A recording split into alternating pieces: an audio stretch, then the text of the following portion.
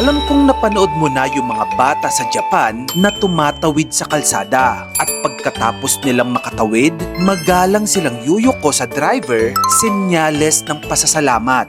Maliban dyan, alam mo bang sa Japan, ang mga bata ay hindi agad nag-e-exam sa school hanggat hindi sila grade 4? Yes, you heard it right. No exam until 10 years old. Hindi dahil sa tamad ang mga guro kundi dahil naniniwala ang mga Hapon na mas mahalagang matutunan muna ng bata ang mabuting asal at disiplina bago ang academics. Sa murang edad, tinuturuan na silang maging mabuting tao bago maging matalinong estudyante. Ayon sa Japan's Ministry of Education, ang unang 3 taon ng basic education ay nakatuon sa character building. Ibig sabihin, yung values, cooperation, empathy, hindi lang puro grades. Ito pa, karamihan sa mga batang Hapon ay naglalakad papasok sa school kahit 30 minutes o 1 oras pa ang layo sa eskwelahan. Bakit? Kasi gusto ng mga magulang na matuto silang maging independent, matapang at responsable. Hindi uso doon ng hatid sundo, walang yaya. Sarili nilang disiplina ang puhunan. Sa Japan kasi, ang disiplina hindi yan tinuturo, isinasabuhay. Una,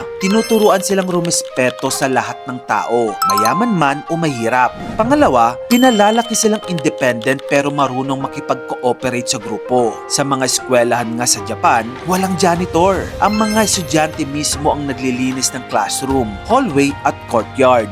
Lahat may ambag kasi sa kanila, ang paglilinis ay respeto sa kapaligiran. May 4 na core values ang mga batang Hapon. Una, yung tinatawag na reiki o respect. Sa Japan, bow muna bago magsalita. May 15 degrees, 30 degrees at 45 degrees bow depende sa respeto. Parang language of humility. Kahit nga sa train, tahimik sila. Walang sumisigaw, walang nagvi-video call, walang nagti-tiktok sa loob.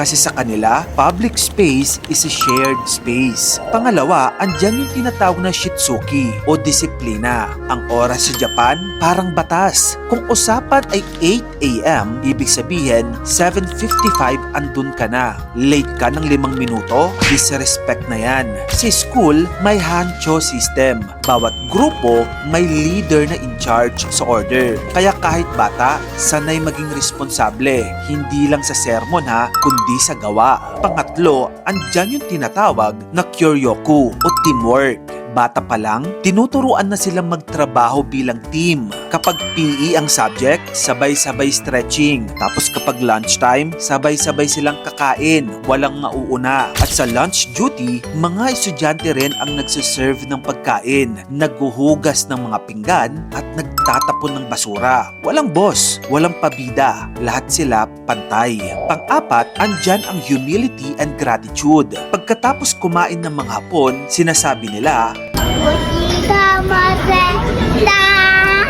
ang ibig sabihin niyan, salamat sa masarap na pagkain. Hindi lang habit ito, kundi paalala na may nagtrabaho at nagsakripisyo para may makain ka. Sa 4 na values na yan, ang mga kabataan sa Japan ay nakilala bilang pinakadisiplinado sa mundo. Disiplina na hindi ipinipilit, kundi isinasabuhay. Kaya kung nanonood ka at isa kang magulang o may kilala kang kabataang Pinoy, ipapanood mo sa kanya ang videong ito. Kasi sa huli, ang tunay na edukasyon para sa mga bata, dapat may kasamang disiplina, kabaitan at respeto. Kung gusto mo pa ng mga ganito pang klaseng contents, dito lang yun sa channel ko kaya follow ka na. Mag-subscribe ka na rin sa aking YouTube channel. Yun lang, maraming salamat sa panonood mga kamagkano.